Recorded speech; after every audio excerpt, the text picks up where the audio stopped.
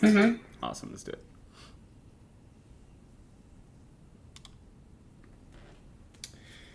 Ladies and gentlemen, welcome back to another Let's Talk Crypto. This is actually episode number 20. Today is Monday, July 10th. It's 2 o'clock Eastern Standard Time, and I'm here with my host, the BTC Queen. How you doing? Hey, all good. Episode 20. Wow, a milestone. Mm-hmm. Moving on up in the world. So Yeah. that's awesome. Yes, Week's definitely. pretty good so far. It's Mm-hmm. Monday. It's a good day. You do anything interesting today, Jay? Today, not really. I've basically been trading. I woke up, started trading when the market opened. And that's basically been it. I've been doing some charting. I've been looking at the charts. I've been doing some updates. I've been putting up updates on the new social media app Threads. Are you on there yet? You know, it's very buggy. I downloaded the app Mm-hmm. and then I didn't sign up because apparently, if you ever want to delete the app, as of right now, you have to delete your Instagram. Mm-hmm. And it basically just data mines all this stuff it doesn't need. It was just like not great from like what I saw, and I was like, Yeah. I don't know. Yeah. I definitely get it. What's been your experience with it? It's been all right. I think the feed is a little weird. There are some things that are a little weird, but I think that's all part Seems of weak right now. that. What? It seems weak right now. I mean, it just launched, so I'm sure like it needs to be Right. tweaked. But Oh, I 100%. don't know. It's not Twitter, right? Right. It's not Twitter. But what I like about it is that since it's basically connected to your Instagram, you don't have to start from scratch, to build a following or whatever it is. So a lot of my Instagram following is just kind of transferring over to that. So gives you a base to kind of build on, and yeah, I think it's been like I've been getting a lot more engagement on there than I've been getting on Twitter as of late. So Mm-hmm. I don't know. I've only been on it for probably like 3 or 4 days now. So I haven't been on it a super long time, and I haven't really used it too much. I've made it like probably like 4 or 5 posts on there, but Mm-hmm. I mean it seems all right so far. I can't there's definitely a lot more that needs to be added to it to really make it a good experience if they want to have a shot at going up against a Twitter, for example. But I definitely see a world where they can coexist and kind of be for platforms that serve different purposes. So yeah. Right. Yeah, I think. I mean, I guess we all know about how Elon Musk and Mark Zuckerberg wanted to do that ring match. I think they Hmm. chose a date and a place.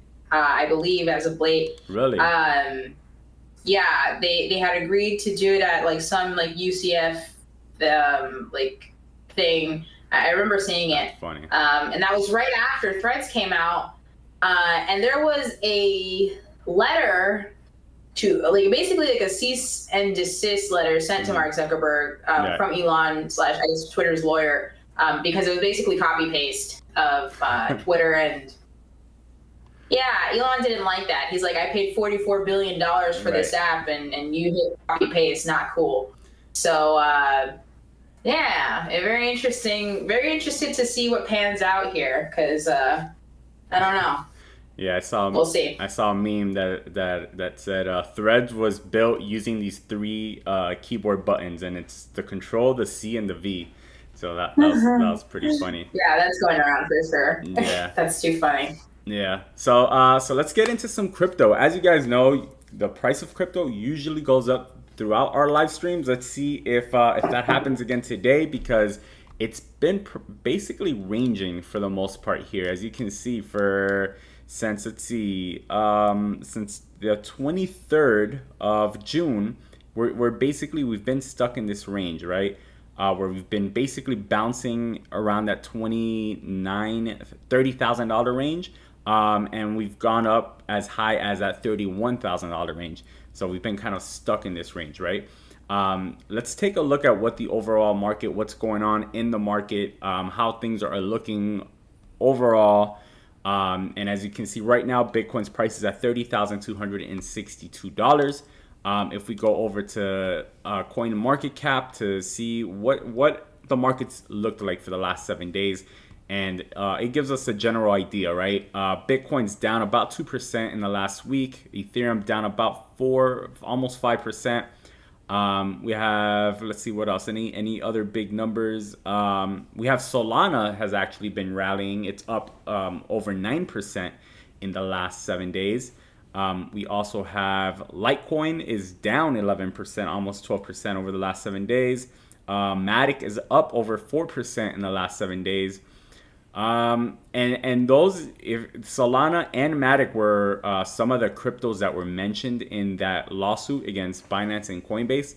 So it's pretty interesting that while the rest of the market is down, those are starting to rally back up. Because I think they kind of, there was an initial overreaction probably on those, and they're just kind of catching back up with the markets. Probably seems like that's the same thing happened to XRP whenever that lawsuit came out. It dumped really hard, and then it pretty much ricocheted back to where it was, and then some more. Right, exactly. So yeah, as we just kind of go down the list, you can see for the most part in the last week, the market has been down. And that's not only crypto, but traditional markets as well have been red probably over the last week. Now, if we look at the top gainers and losers over the last 7 days in the top 100 market cap, you can see Solana is at the #1 position right now, up over 9%, up 9.5%. We have Leo token up 6.4%, Polygon up 4%, Curve DAO up about 2.5%, Avalanche 1%.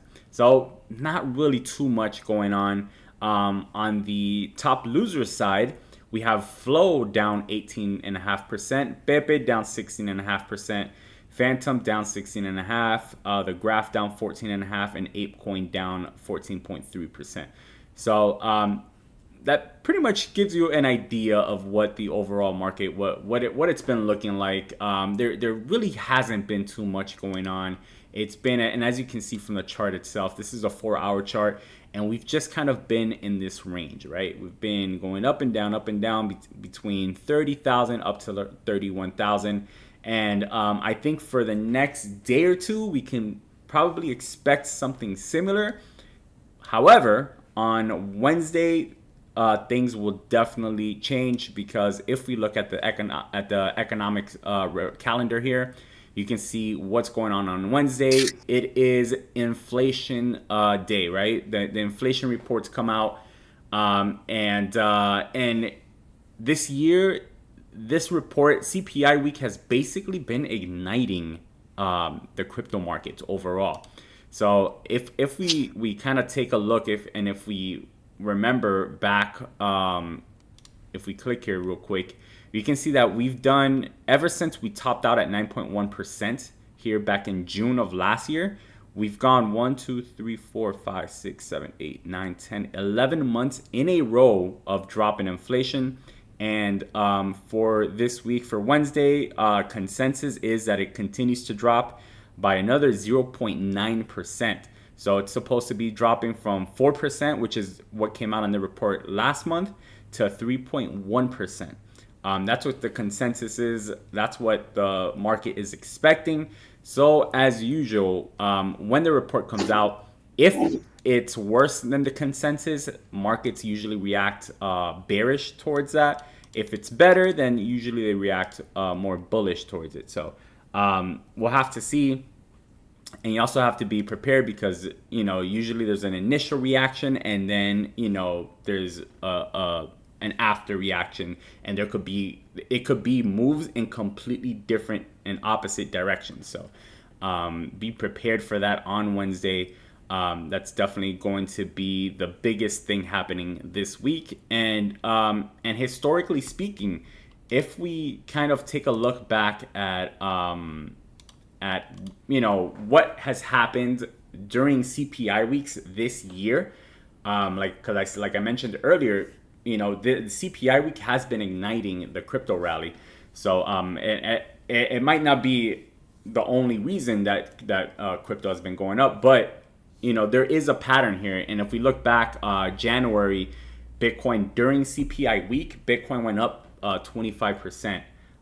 February during CPI week, Bitcoin went up 14%. In March, Bitcoin once again up 25%. April up 9%. June up 1.5%. So June, which was last month, not really too much movement, but it did still end up green. And I did skip a month, and that was on purpose because in May was the only month this year where Bitcoin ended up in the red during that week. It was down 5% that week. But if you remember, there was a lot of things going on in May, so it might not all have been just on the CPI. What else? Yeah, so that's basically the main thing that we're going to be watching this week. I think that's going to basically set the floor, set the stage for what the rest of this week is probably the way it's going to play out. So we got to be ready to see what happens there. And I think that is what's going to get us out of this trading range here, potentially, right? Because we could see an initial reaction or a push either to the upside or downside with then a reverse and then kind of right back where we started, right, trading within this range. So we've seen that back here where we had a big push down here to the 29,000, 400 range. And we saw it up here where we had a big push up to the 31,500 range. And both times that reversed all the way back. So basically what we're watching, right, we have to kind of see and reevaluate once we get that news on Wednesday. So I think it's time to dive into some news. Are you ready for some news? Let's do it. All right, let's get it. All right. So this week, nothing, I guess, too exciting. There's a lot of drama. Probably the most exciting thing that happened was around Arkham. But yeah. So first and foremost, let's kind of retrace some of the stuff that I guess lingered from last week into this week. So we talked about BlackRock and their ETF and the Chicago board of NASDAQ speaking to the SEC and then basically saying like, hey, there's information missing. We need this information. You are more than welcome to resubmit the ETF as long as we have this information, right? So pretty much they filed the ETF again. They refiled. And they included their surveillance partner as none other than Coinbase. So Coinbase, I believe they were doing Coinbase custody, and that was, I believe, in the original ETF filing to begin with. But I guess they needed the specific verbiage of saying surveillance partner, which I guess custody and surveillance, maybe they're the same thing. So let's see what happens there. Again, very interested in seeing how this affects this lawsuit. It's seemingly enough, they probably have like different entities that they like operate by when they do these things, but it's just wild, just absolutely insane. Yeah, and absolutely insane. I saw today the ex-chairman of the SEC was saying that the Bitcoin spot ETF that he thinks that it should be approved. So that was just recently, earlier today. He was on live TV and they basically asked him about it, and he gave his opinion and thoughts on it, and he was saying that that he thinks that it should be approved, that there's no reason for it not to be approved. So that's something I saw earlier today. Okay, well, let's see. Let's see what happens there. So let's go from Coinbase to Binance. So Binance, I guess, in the midst of facing all this litigation, initially it was rumored that some of their executives were stepping down, and then it was reported that they are basically cutting down workforce, mostly within the U.S. It seems, since operations are fizzling down because they are facing regulatory scrutiny and all the stuff that's going on in court. So that was to be expected, to be honest. It seems that Coinbase, because they stand a little more strong in their case, they are not the same. Interestingly enough, for the past few weeks, coins on Binance have been selling cheaper than they have been anywhere else. So Bitcoin was selling, I believe, for $26,000 just yesterday on Binance US. ETH was at like $200 under. A lot of assets were undervalued on there. So it was some nice arbitrage that existed. However, it's not like they could do. It's not like new customers could have been onboarded, and I don't think that customers that had existing funds on there could also get their funds off. So it was one of those things where that's what was happening on the platform supposedly, but you really couldn't take advantage of it, which I thought was kind of wild to see that gap in arbitrage. But anyways, moving on to some gossip. Crypto Twitter has been gossipy lately. So apparently, SBF turned down a $100 million deal with Taylor Swift, which in my opinion, I don't know why the hell anybody is even like talking about this. It just seems like they're gaslighting this guy, or Taylor, I guess, in the sense, because it just seems crazy. So I guess FTX was supposed to have Taylor Swift be one of the celebrities that endorsed the exchange. And there was a deal on the table that she had already accepted for $100 million. And she was going to do it. And then SBF apparently came along because he was seeking vengeance against, I guess, a friend against Taylor Swift, and to turn the deal down. Now, I don't know why, again, anyone is bragging about this. I don't know why anybody is bragging, especially SBF, because this is an SBF problem. Anyone is bragging about SBF turning down giving Taylor Swift $100 million when your exchange went bankrupt. What are you talking about? Why is this something to gloat about? It was just beyond me. And I thought that was funny, if anything, and sad, because it's like, what are you doing? Anyways, supposedly they got, I think it was $7 billion that they found. I don't know where. They got $7 billion back. Let's see if there's something that gets resolved from this whole process of retrieving money, and let's get some consumers their money back. So, interestingly enough, with this new movement towards these Bitcoin ETFs, BlackRock, specifically their CEO Larry, shift his narrative from the cryptocurrencies being completely malarkey, pretty much, to now he called Bitcoin digital gold. He referred to Bitcoin as digitizing gold. And with that has set a trend in the past week that has ricocheted and pretty much has removed the connotation of Bitcoin and proof of work and it being bad and this terrible thing in the media to Bitcoin saves lives. Bitcoin saves people escaping from Sudan. Bitcoin is actually environmentally friendly. It's absolutely insane how this has happened overnight, quite literally. And nothing has changed. Nothing's changed. It's just that there's a big company now that needs people to invest into this ETF that they have. So, of course, writers are going to be on their side. And it's quite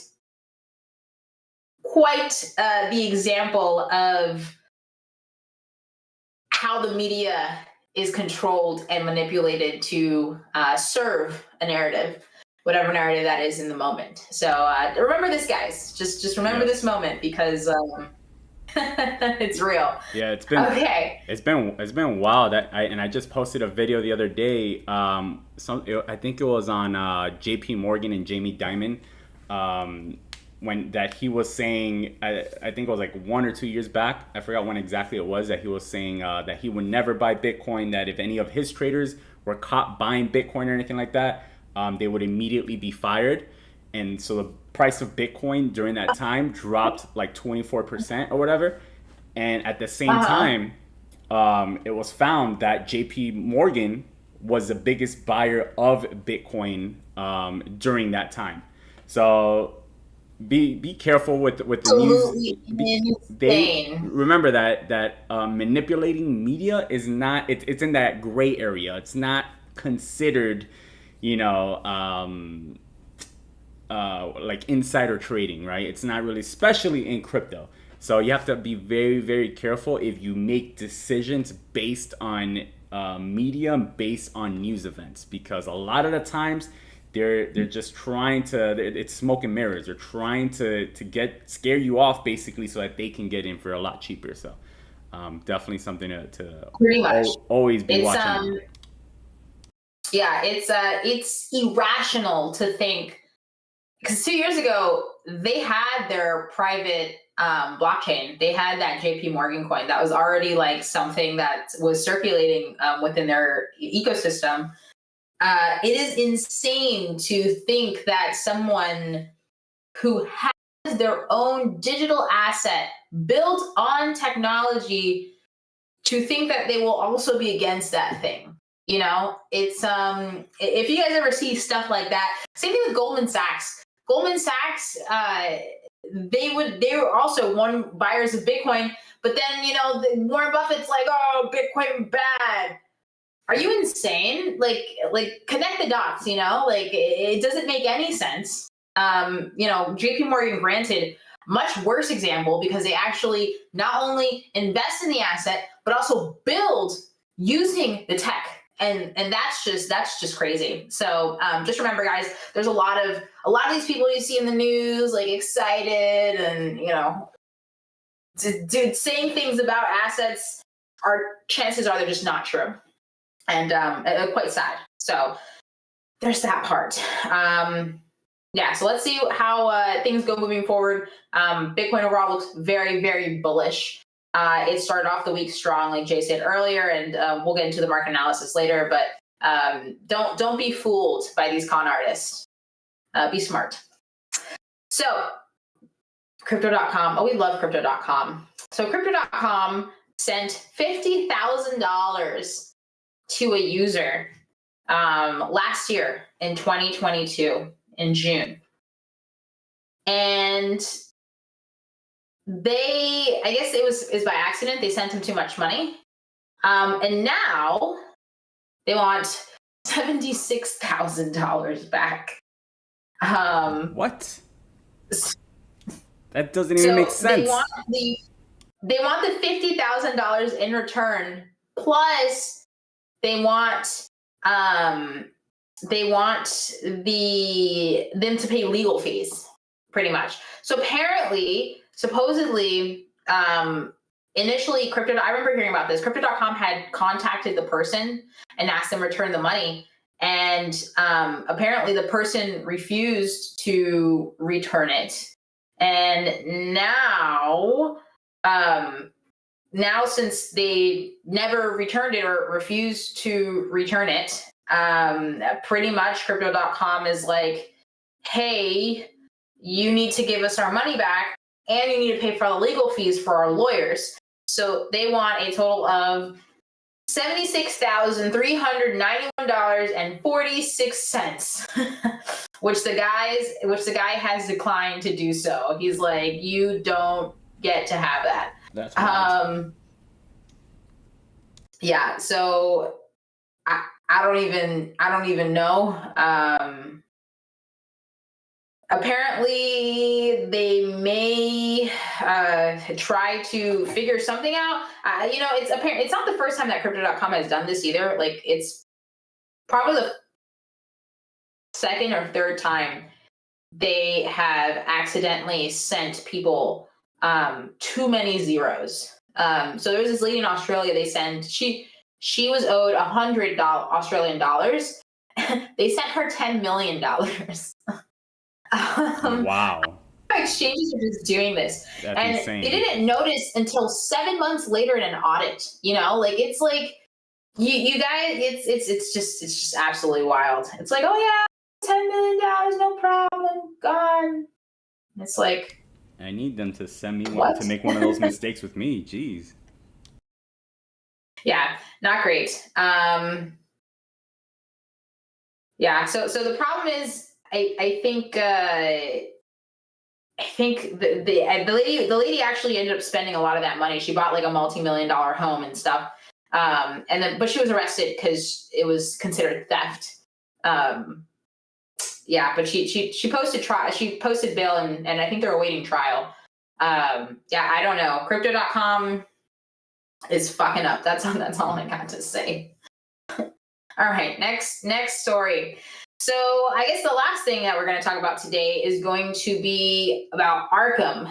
So crypto Twitter has been talking about Arkham for the past, I guess, day or so. It looks like their new Docs to Earn surveillance program is just coming fresh off the press. It's funny because people are making fun of them because they made a typo in the video when they released it to Twitter. Blockchain was spelled wrong. Anyways, so pretty much they will give people the ability, I guess it's a way to help analysts, like blockchain analysts, and people are afraid that like people in exchanges will use this, even though that information is like technically already doxed. If you're using a KYC exchange, it doesn't make any sense to be afraid of information being doxed. You shouldn't be using one if you're trying to hide anything, guys. It's like a robber going to their bank and robbing it using their credit card. It just doesn't make any sense, right? So let's not do that. Anyways, so pretty much their new surveillance program gives savvy blockchain analysts the ability to be paid to basically dox people's addresses.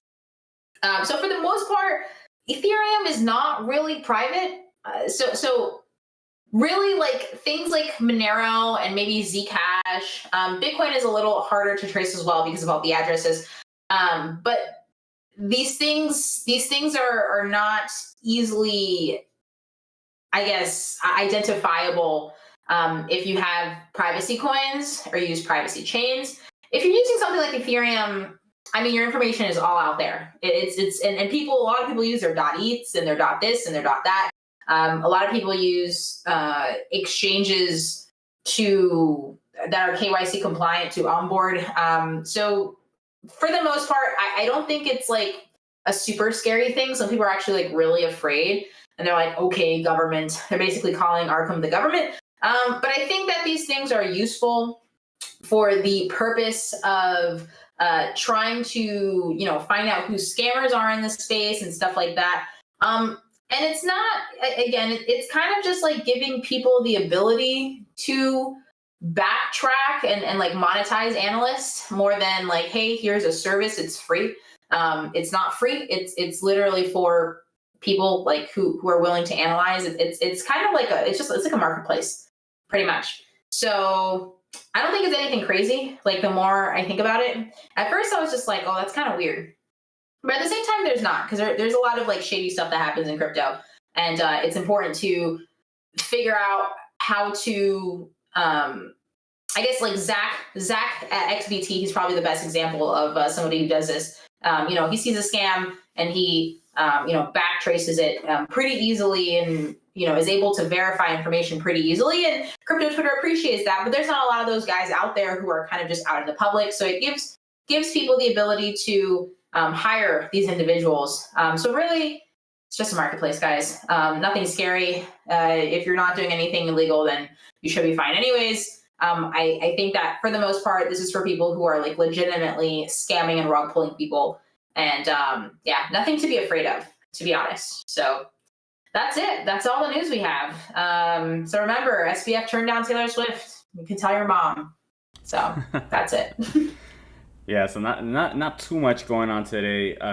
This week, as far as news, as you guys can see there. But what we're gonna do now is go into a price analysis here and see what's going on. Let's go. And while you were talking, the price of Bitcoin went up. It went up about almost $100. So let's go. So once again, while we live stream, the price of Bitcoin starts moving up. I don't know why. I don't know what it is that we're doing, but we're doing something right. because as you can see right now, it's up about $100 ever since we started this live stream. So that's another W for us, Nice. I think. Nice. Yeah, so let's go ahead and jump into the analysis. Remember, guys, if you guys have any questions about anything that we're talking about, anything in crypto overall, drop it in the comments after we do the analysis here. Then we're going to go back and answer some of the questions that you guys have for us, if, of course, we have an answer for you. So, without further ado, without any further delays, let's jump into it. So let's start off at the monthly. At the weekly here, and we can see, because we just closed the weekly last week. Last week we were down about 1.5% as far as for Bitcoin, and you can see overall. Let me go to a bit of a clearer chart here. You can see overall we broke out of that falling wedge, and we're pretty much back at this exact same resistance that we were at last time. So again, on this chart here, you can see the red lines, the red box there, that's a resistance, right? Now, the bearish case scenario here is that this could potentially be a double top if we get rejected here and drop back down. So that's something that we need to keep an eye on. But overall, if we're just kind of taking the overall picture here, we can see that overall we still have a very nice and healthy trend to the upside, where we've set lows and highs, and then we set up higher highs, higher lows, higher high, higher low. And then now we're trying to make that next move up to this next green box, our next target here, to set up a new higher high there. And then, after that, then I'm sure the price will go back down, set up some higher lows again, and then, continue its way up from there. Now, this is the weekly chart, so this is not saying that this is going to happen right away. It's going to play out, within months, probably. It'll be months of time, right? It's not something that's going to happen right away. Let's go in. If we look at the daily chart here, we can see pretty much the same thing, but we have a better picture on what that range looks like over the last couple weeks, right? Where we've just kind of been stuck here, right? We've been wicking down, we've been wicking up, and now, we're using that 30K. You can see $30,000 there has held up very, very well. And you can see also 30.8, it looks like it is around the range. 30.8 to $31,000 is what I would say has been a big resistance as well there. So that's basically where the Bitcoin's price has been ranging in. Of course, there's some deviations to the upside here. And that has to do a lot with liquidity levels. That has to do with the market makers. They're stop hunting, basically. They know that, if you're trading a breakout, or if you're trading or you're trying to short the market, they're trying to take as much liquidity as possible, right? They're trying to liquidate as many people as possible as well. And they do that by moving into the areas where people will either have their stop losses, or people will have their breakout entries, right? So that's why you see a lot of times, like, look at this move right here, this candlestick, where we set up a new high. That right there triggered anyone that had a stop loss, right? Let me get my brush. If you had a stop loss set up right above this yearly high, guess what? That got triggered. So if you're trying to short this, because you're like, hey, we're at a resistance, I'm gonna short this here, and because I know the price is gonna drop back down to the $30,000 support. So if that's what you're trying to do, then what these people are doing, they're like, well, we know that a lot of traders have their stop losses there. So what are we gonna do? We're going to trigger those stop losses, and then we're gonna dump the market. So now you're stopping out anyone who was trying to short this move. Got stopped out there, right? The next thing is for breakout traders. So if you're looking to trade a breakout, you're probably looking at that yearly high. You're like, all right, that yearly high, I'm gonna set up an open long entry right above that yearly high. And if we break that yearly high, we're probably going to continue up higher, right? That's a very common thought process. That's even a trade that I take a lot of times. And guess what happened? They're like, all right, we're going to trigger those long positions, those breakout entries, and then we're going to dump the market. So what just happened? The market triggered all the stops from the people that are short. If they're short, they're using that as a stop loss. That got triggered. So they stopped out of the trade. And two, anyone that had a long position above the yearly highs, those got triggered, and then they dumped on them. So either they got liquidated or they got stopped out of their positions as well. So they just took up a whole bunch of liquidity. And that's usually what market makers are looking to do, to grab as much liquidity as possible, right? So that's when you see these deviations like we saw here, right above the yearly highs. So now, taking all that into account, now we're trying to figure out, okay, so we know where support is, we know where resistance is, where can we expect this next move, right? And one of the things I like to look at is liquidity, right? So there's an indicator here called HTF liquidity, and it kind of shows you where there's potentially a lot of liquidity in the market, right? So the brighter green is the more that there is to the upside. The brighter red, the more liquidity there is to that downside, right? Now, if we click on this chart that I have set up here, let me fix it really quickly here so that it makes sense. I think I'm zoomed in too much. All right, let me put that right there. All right, so the main thing, the first thing here, and I'm actually going to the 4 hour. I like to look at this on the 4 hour chart. So the first level that we're watching here is this right here, right? So this is where we are right now. This is a first more or less liquidity level. It's not that big, but there is some liquidity in this range between 30.4 all the way up to 30.8. And if you remember, we just spoke about 30.8 being a big resistance level, right? Where price has been rejected multiple times there. Now, another thing that we need to notice here at this range is look at this big candle right here. So basically from here to here, which is pretty much the exact liquidity level, there was this massive candle to the downside. Now, what happens when there's massive candles like this to the downside? Usually that gets filled, right? Those candles always tend to get filled back up, because when there's a candle like this where it just drops straight down or goes straight up, there's a lot of liquidity left behind. There's a lot of orders that don't get filled because maybe price is moving too fast at those levels, right? So a lot of those orders don't get filled a lot of the times, which is why price eventually ends up retracing those moves. So that's one right there. And if you look, we saw it to the upside.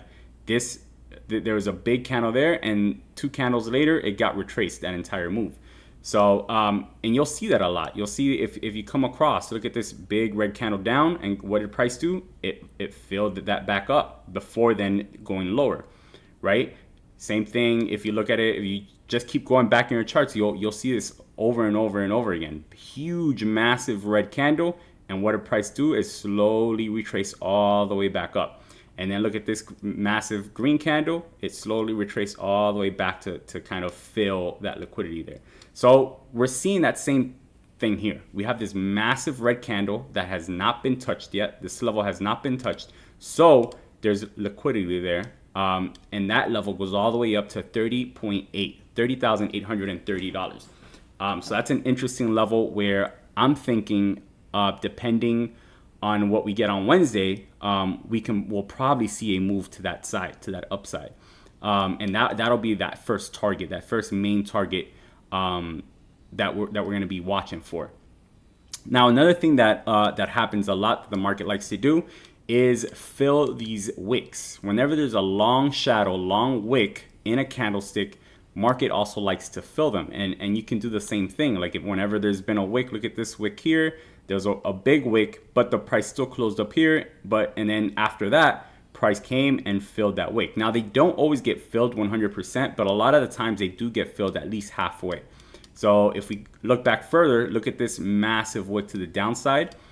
And we would say that the halfway mark is probably more or less around here, right? That's more or less the halfway mark of that wick. And look where price returned to, that halfway mark. It hit that halfway mark and then it changed and continued its way, right? So taking that idea, we're looking at this wick right here. This is a massive wick to the upside that has not been touched yet. And as I'm speaking, price is still going up, guys. Bitcoin almost at 30,500. So we're up about $200 from when we started the show. But yeah, so that's why $31,200 is my next target here on a move up. Now, whoops, didn't mean to move that. Now the next target that I have set up here is 31,555. And now this target is going to be multiple things. There's multiple confluence for this target. The first one is, this is 100% of the wick. If this wick gets retraced 100%, that's a target. The second one is if I move this out the way, you'll see there's a lot of liquidity there, right? This big green bar shows there's liquidity there, lots of orders there, and a lot of times the market likes to fill any areas where there's a lot of liquidity level. And then the last thing is that this is the year-to-date high. This is a yearly high. So of course, there's going to be a lot of orders in this range.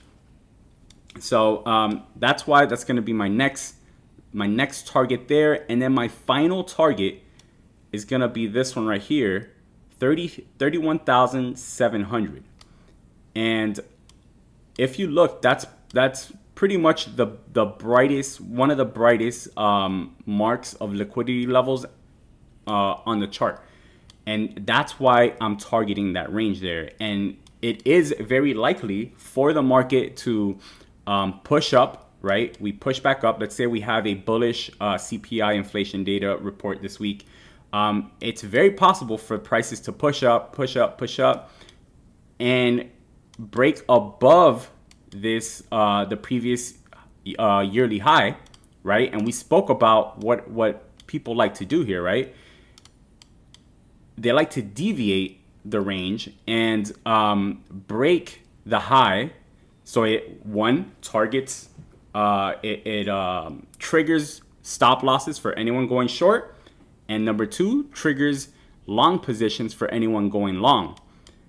Then they go up here where there's a whole lot of liquidity, 31,700, and then retrace the move and stop out everyone that's long. So now you've stopped out everyone that's short, you stopped out everyone that's long, you grabbed the liquidity from both sides. That's why that's an important level there, because if they decide to do what they just recently did here, to the traders in this move here, which was above this high, triggers short stops, the short stop loss, triggers the long traders breakout entries, and then look at this candle, just completely retraced the entire move to the downside. Look at that, all the way down, right? If we think something like that could happen again, which is a very common thing that happens in all markets, not just crypto, then that's my target. My target's going to be up here, $31,700. And I think, 32,000 is also a big level here. You can see there's a lot of liquidity there at $32,000. But I think if we break above 32, then there is a possibility that we continue up to at least like that 32.4 range, potentially even 32.6. You can see there's two big liquidity levels up there as well. And if we break above it, we can hold 32,000 as a support. So I think that a move up this week will probably target that range there, that 31,200, all the way up to potentially a new high for the year, 31,700, and then which is a big liquidity level there, and then potentially dropping prices back down again. So that's pretty much what I'm watching for this week. Those are the main levels there. The way I'm going to be playing it, I've basically been playing the $30,000 range pretty much for the past week, or maybe even more, right? If we kind of look here, we have this $30,000 range here. Let me take off this. That's been just holding there, right? And I've literally just been scalping this range here.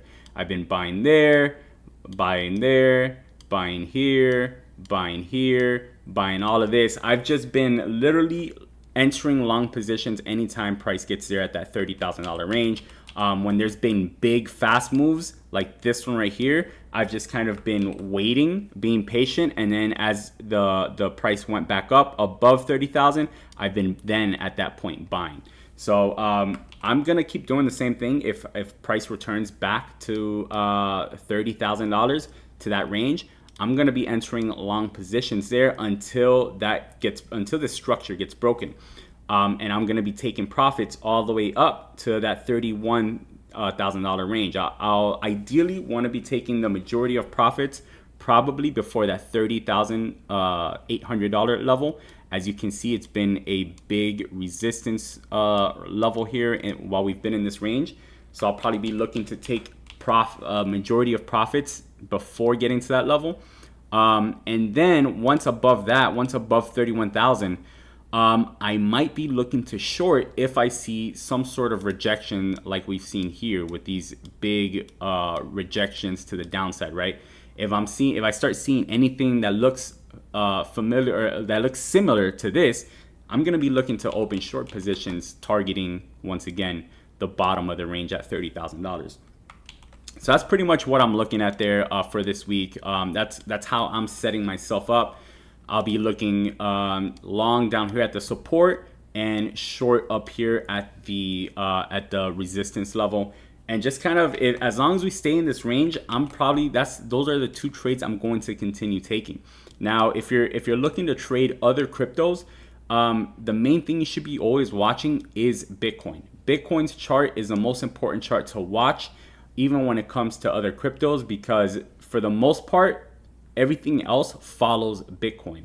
So, if we look at Ethereum right now, look at this chart. It looks just like Bitcoin's chart, right? They look very, very similar. And that's because for the most part, they're always going to be following, right? The majority of the cryptos are going to be following the overall move of Bitcoin. Now, what the other cryptos do is that they usually exaggerate Bitcoin's move. So if Bitcoin moves up 1%, other cryptos might move up 2 or 3%. If Bitcoin goes down 1%, other cryptos might drop, 2 or 3%. So it just depends. It has also a lot to do with Bitcoin dominance. So if Bitcoin dominance is up, like it is right now, Bitcoin's for the most part outperforming altcoins. Of course, there's always exceptions to that rule. As you can see, Solana has been outperforming Bitcoin over the last week or so, but for the most part, this always remains true.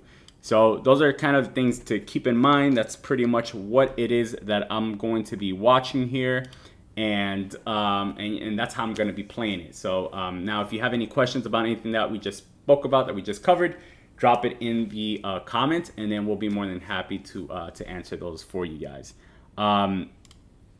Queen, what do you think about Bitcoin's price right now? While we've been live, it's gone up $200. What is it that we're possibly doing that's causing this reaction to the price? What's your expert opinion on that?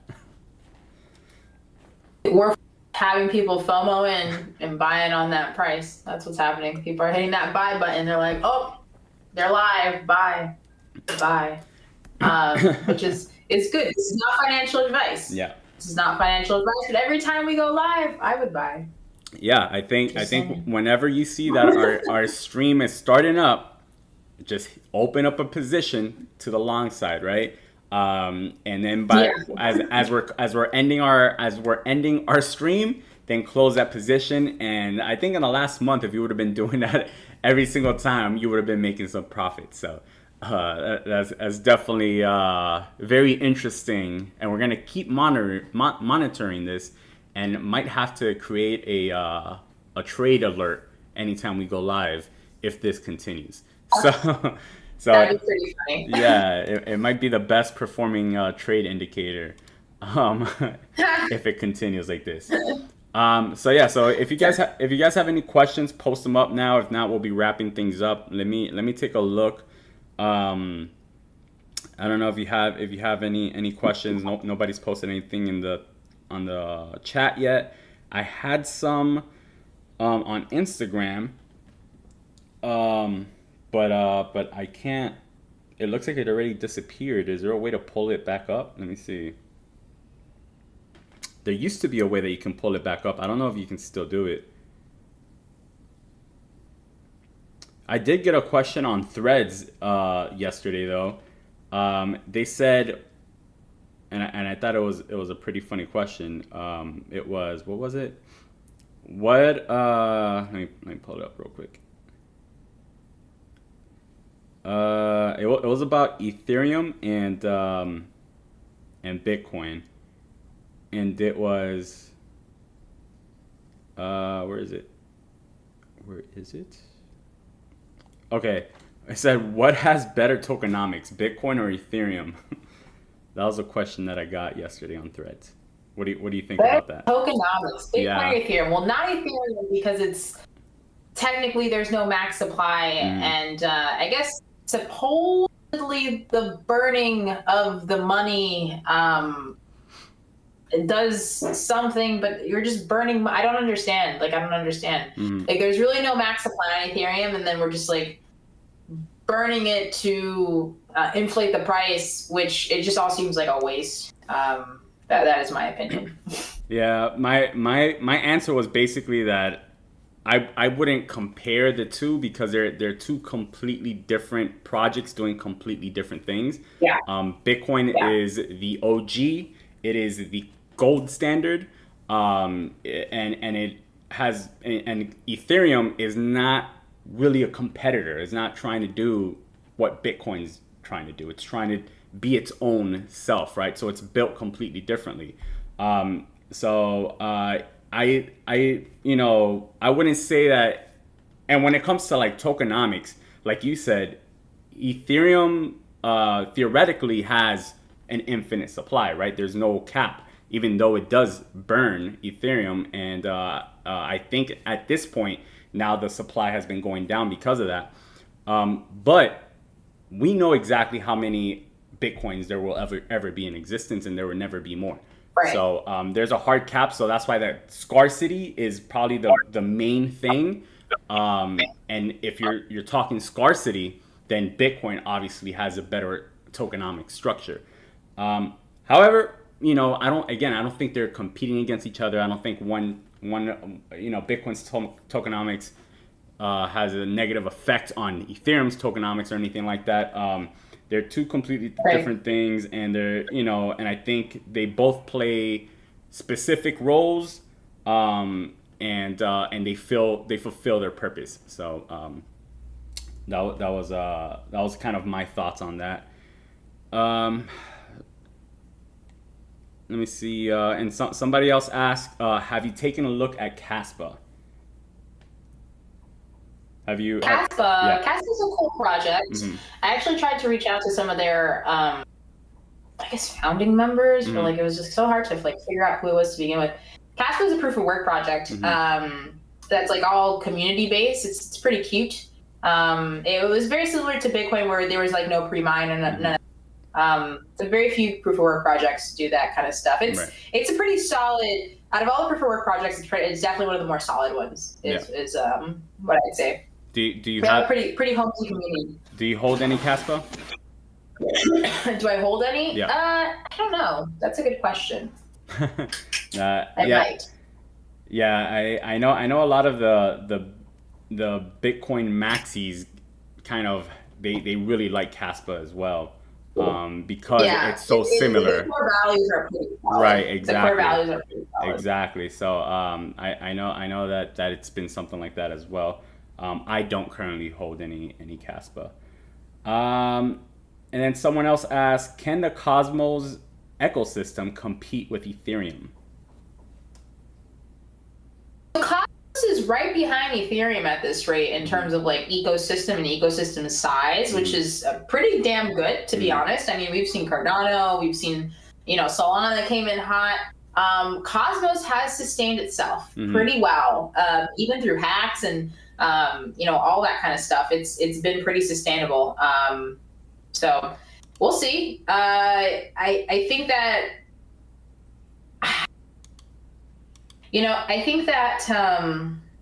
even with what's happening right now with the SEC and then basically like disregarding anything that is Ethereum, well, not anything that is Ethereum, but the Ethereum ecosystem itself, and then saying like, hey, this thing over here, Cosmos, Right. like, that's a security, like them even like doing that play, it kind of like would make you think like, no, not really, not. But in terms of size and even the amount of projects that have been like pumping out of that ecosystem, it's pretty damn good. Yeah. So the winner today might not be the winner tomorrow. Right. Is what I gotta say on that. I think Bitcoin will always stay where it's at because Bitcoin is just a very unique asset, and it is what it is. As for Ethereum, I feel like Ethereum is extremely wasteful. In my honest opinion, the gas fees are still high, and it's for no reason. And there is unnecessary things like double checking, contracts. Like in MetaMask, if you want to like do a swap, for example, you need to pay for it to make sure that you're not like a blacklisted address before you buy an asset. It's like there's like things that don't actually make sense. It's like I remember I went to go do a swap out of one of my wallets, and I pressed approve and I thought we were done, but no, I just gave these guys $5 to verify what exactly, and then it's like, okay, well actually now you have to pay us double. It's like it doesn't make any sense, and it's like actually a very uncomfortable ecosystem to operate in. It's just not great. I honestly, the layer twos are cool, but I really don't do too much with them. I mean, I have stuff on Arbitrum, I have stuff on Optimism, but it's just like, why even like to get stuff from there, off, it's just a lot. It's just a lot, and not something that I think for the long run anybody wants to deal with. So I'm bullish on Atom. Right. Yeah. Same. I my point of view is pretty much the same. I don't think that Ethereum needs to fail in order for Atom to be successful. I think even with Ethereum being successful, Atom can also be successful in its own right. So just kind of my thought on it. But I am invested in both those projects over as well. So that's pretty much it. That's pretty much everything that I had here. If you have anything else, anything else you wanna share today, or you think we got it all covered?